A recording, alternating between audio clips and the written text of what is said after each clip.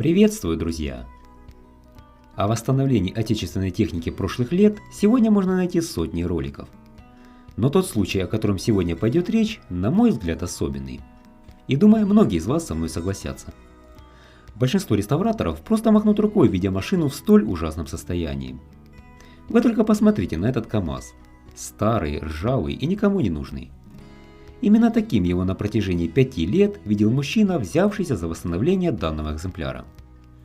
Каждый день он проходил мимо заброшенного грузовика, который принадлежал его соседу, и своими глазами видел, как стоявший под открытым небом автомобиль с течением времени ржавел все больше и больше. И без слез на эту картину смотреть было невозможно. Наконец мужчина не выдержал и решил таки восстановить старый КАМАЗ, дав ему вторую жизнь. Что же из этого всего получилось? Сейчас увидите. Но для воплощения своей мечты в жизнь ему было необходимо договориться с соседом о покупке машины. Реакция владельца на столь неожиданное предложение была очевидна. Удивился — это еще мало сказано. Он просто не понимал, зачем нужен этот почти полностью проржавевший хлам. Деньги некуда девать, что ли? Разумеется, владелец продал свой раритет. Да любой бы на его месте поступил бы так же. Несмотря на удручающий вид КАМАЗа, его удалось завести. Этот факт заставил бывшего хозяина машины удивиться еще раз. Грузовик снова был поставлен на учет, после чего его загнали в гараж, где и началась работа над восстановлением старичка. Оказалось, что целой осталась только рама, да и та требовала ремонта.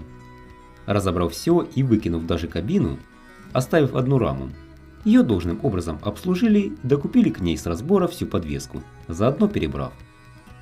Силовой агрегат решили не трогать, а полностью перебрать, освежив все внутренности. После ремонта всех узлов и агрегатов зашпаклевали, затерли, загрунтовали и наконец покрасили кабину, которая тоже была куплена на разборе, в красивый вишневый цвет. Состояние бочки тоже оставляло желать лучшего. Пришлось заказать новую. Ее должным образом подготовили и покрасили в спокойный серый цвет.